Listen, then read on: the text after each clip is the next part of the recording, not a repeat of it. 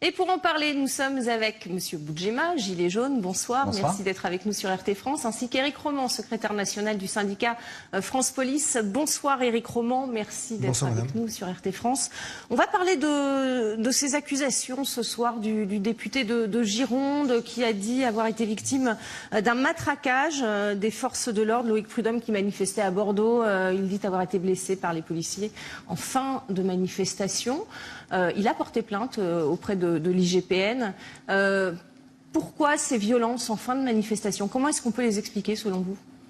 Là encore, il faudrait voir exactement ce qu'il s'est passé. L'enquête va commencer, donc on en saura plus à ce moment-là. Mais pour France Police, policiers en colère, il faut bien comprendre que ce ne sont pas nos collègues qui sont responsables de ces violences.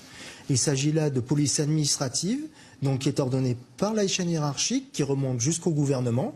Et donc ce ne sont pas nos collègues de subir les conséquences des choix du gouvernement qui n'arrivent pas à solutionner les problèmes.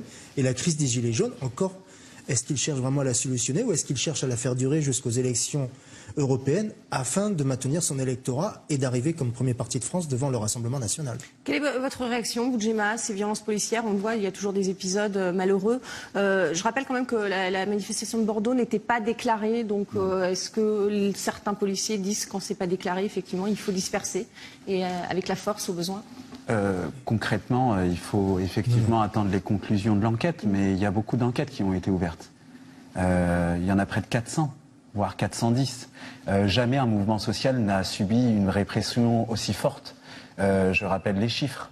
12 morts, dont 1 par des tirs de grenade de la police, 21 éborgnés, 5 mains arrachées. Les morts, ce ne sont pas pendant les manifestations. Si, Madame Redouane Zineb, qui a été visée par un tir de grenade lacrymogène. Mais les 12 morts dont vous parlez. Oui, certes, mais ce sont des morts consécutifs à un mouvement social. Les gens, ils étaient là et ils manifestaient, ils militaient pour un nouvel avenir, pour un autre avenir pour leurs enfants. Donc effectivement, personne aujourd'hui ne peut dire que personne ne peut convoquer autre que les Gilets jaunes la mémoire de ceux qui sont morts sur les ronds-points. Donc effectivement, la répression est certes moins forte aujourd'hui, mais est inédite pour un mouvement social. Et effectivement, M. Castaner, un jour, devra rendre des comptes à l'ensemble de la société française. Alors effectivement, Éric Roman, c'est un mouvement, ces violences, cette multiplication en tout cas des blessés peut s'expliquer aussi par la longévité de ce mouvement qui dure depuis maintenant le 17 novembre dernier. Dans quel état sont les forces de l'ordre aujourd'hui ?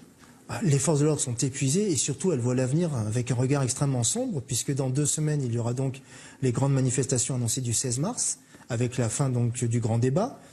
Dans 4 semaines nous avons le changement d'heure avec donc là nous craignons le retour notamment des retraités sur les ronds-points parce que donc les journées s'allongeant il va être plus facile d'y aller, ce sera plus agréable qu'en plein cœur de l'hiver.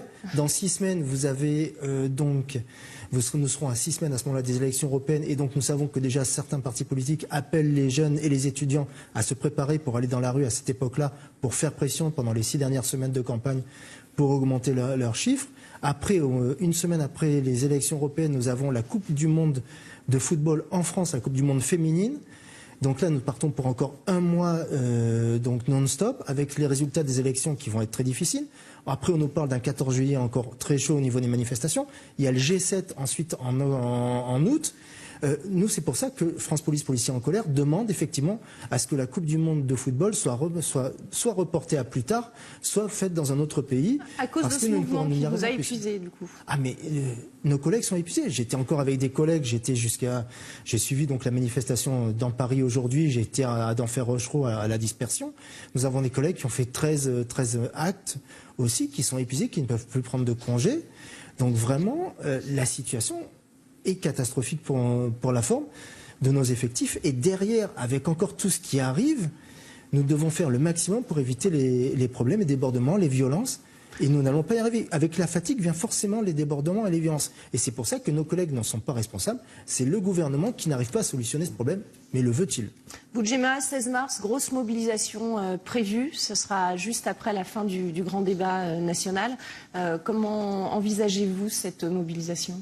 Ah bah ça va juste être incroyable puisqu'il y a une convergence des luttes à une échelle inédite, comme je le disais précédemment, qui va s'effectuer. Les écologistes, les féministes, les gilets jaunes, le mouvement social, les quartiers populaires, tous se donnent rendez-vous, et je le répète ici, à 13h, Opéra, samedi, et samedi 16 mars, donc ça va avec une montée nationale de tout un tas de personnes qui viennent des 4 coins du pays.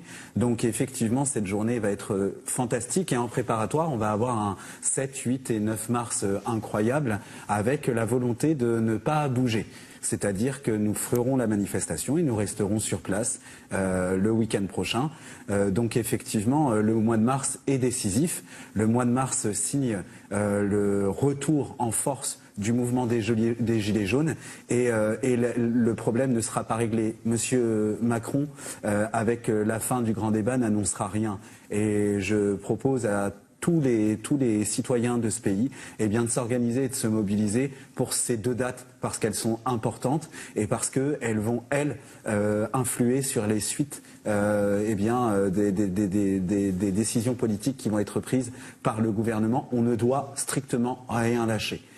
Alors, il n'y aura plus de grand débat national après le 15 mars, donc il n'y aura plus, entre guillemets, d'excuses finalement pour ne pas avoir à donner de réponse aux personnes qui sont avec vous dans la rue après le 16 mars, mais les conclusions ne sont attendues que vers le 14 avril. Donc comment ça va se passer ? Ça va être du bricolage, c'est-à-dire que ce qui était prévu dans le programme d'Emmanuel Macron va être mis dans la casserole, etc. Et donc du coup, il va en ressortir quelque chose de complètement LRM compatible, mais rien sur le RIC, rien sur la fin des privilèges, rien sur l'augmentation des minima sociaux, des retraites, des salaires, strictement rien sur de nouveaux outils démocratiques donnés aux citoyens, rien sur la taxe à 0%, la fin de la taxe 0% sur les produits de première nécessité. Du coup, on le dit depuis le début, c'est un infumage, c'était une tactique de la part de M. Macron, ce grand débat, pour espérer nous voir rentrer chez nous avant le 31 décembre. Nous sommes encore là, et pour longtemps, nous allons durer. Et M. Castaner, M. Macron, vous allez perdre la bataille. Et j'aimerais juste dire quelque chose. Certes, il y a la violence policière, mais aujourd'hui, on est en train d'observer une nouvelle violence, une forme de violence aussi, qui est la violence judiciaire. Une terreur judiciaire qui s'abat sur les Gilets jaunes. Et il serait temps un petit peu que les grandes consciences de ce pays se réveillent et s'opposent aujourd'hui à ce qui est fait dans les tribunaux, parfois au détriment même du droit le plus élémentaire à la défense. Et je rajouterai une petite chose, puisque je ne sais pas si je vais pouvoir reprendre la parole. N'hésitez pas à donner pour Sébastien. Sébastien, c'est le jeune homme qui a perdu sa main dans le cadre de la manifestation d'il y a 3 semaines ou 1 mois, je ne sais plus. Et il y a un site, le pot commun, où on peut parfaitement donner. L'annonce, c'est une main tendue pour Sébastien, donc donnez, on a besoin de vous. Et Éric Roman, vous vouliez réagir à ce terme de terreur judiciaire ? Absolument. Nous voulons vraiment, à France Police, Policiers en colère, que toutes les personnes qui effectivement agressent les policiers soient sévèrement sanctionnées. Mais nous pensons aussi que la sévérité judiciaire doit être en priorité réservée aux délinquants multirécidivistes, et notamment à nos caïds de banlieue, aux trafiquants de drogue et à tout ça, plus qu'aux violences politiques. Tout ce qui est politique doit être réglé à l'Assemblée nationale. Donc très certainement avec une modification du mode de scrutin et très certainement une proportionnelle intégrale, mais ça n'a pas ensuite à être réglé par la police, etc. Nous sommes là pour arrêter les délinquants, les trafiquants de drogue, et c'est contre eux qu'on veut une violence et une justice face à la justice après une justice efficace. En tout cas, c'est ce que vous réclamez après. Vous vouliez réagir, oui, je suis désolé, mais vous ne pouvez pas constamment, dans votre syndicat, jeter en pâture les jeunes des quartiers populaires face à la face caméra comme ça, en indiquant que ce seraient des délinquants, etc. C'est exactement ce que vous venez de faire. La répression, et je le répète, elle s'applique aux Gilets jaunes, elle s'applique de la même manière et encore plus fortement depuis près de 15 ans dans les quartiers populaires. C'est exactement la même violence institutionnelle, la même violence d'État. Et moi, j'aimerais vous poser une question. Qu'avez-vous à dire à vos collègues, Monsieur Roman, qui commettent, eux, régulièrement des violences policières? Qu'avez-vous à leur dire, puisque vous vous plaignez que les forces de l'ordre soient maltraitées dans le cadre des manifestations, mais est-ce que vous leur dites refusez les ordres illégaux aujourd'hui à ceux qui sont sur le terrain? Vous savez très bien que moi je suis justement connu dans le métier pour avoir refusé des ordres que j'estimais illégaux, et à partir de là... à vos collègues aujourd'hui.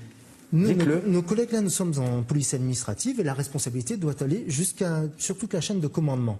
Mais encore faut-il que nos collègues aient réellement commis donc des violences et donc là c'est à l'IGPN. On attend les enquêtes de l'IGPN. C'est normal que des enquêtes soient ouvertes. Monsieur avait raison sur une chose. La question que Boudjema vous pose finalement, c'est est-ce qu'il y a de la réelle violence qui est insufflée par des mots d'ordre qui peuvent venir d'en haut, de la place Beauvau par exemple? Alors là, moi, madame, lorsque j'ai des choses à dire là-dessus, je ne me prononce que lorsque j'ai des écrits ou des preuves. En tout cas. Donc pour l'instant, je n'ai pas de preuve du gouvernement demandant à taper les gilets jaunes particulièrement. Vous demandez systématiquement. Ou à ne pas arrêter les casseurs. Vous demandez systématiquement. Vous demandez la fermeté pour les jeunes des quartiers populaires. S'il vous plaît, vous donnez la. Non mais laissez terminer, Monsieur Roman. Il y a une directive quand même apparemment qui a été donnée au sein du ministère de la Justice pour effectivement contrer la participation de gilets jaunes à des manifestants. Là, effectivement, vous avez un début de preuve par écrit d'un traitement différent pour certains manifestants. On a entendu aucun syndicat de policiers, notamment vos collègues d'Alliance Police Nationale, qui a demandé la fermeté, face au laxisme qu'a fait preuve la justice pour Benalla, par exemple. Aucun. Ils se sont tous tus. Non, mais c'est vrai. Et on a le sentiment constamment d'un deux poids, deux mesures, Monsieur Roman. Et effectivement, vous défendez votre profession. Nous, ce qu'on constate sur le terrain, c'est que le rapport des BAC avec les manifestants est parfois similaire à celui rencontré par les jeunes des quartiers dans les quartiers populaires avec ces mêmes BAC, monsieur. Et c'est la même doctrine, c'est la violence institutionnelle, la violence d'État qui s'abat sur les violence institutionnelle. Merci messieurs, merci. Malheureusement, nous n'avons plus le temps de poursuivre ce débat. Merci beaucoup en tout cas d'avoir répondu à nos questions sur RT France. Merci à vous de votre invitation.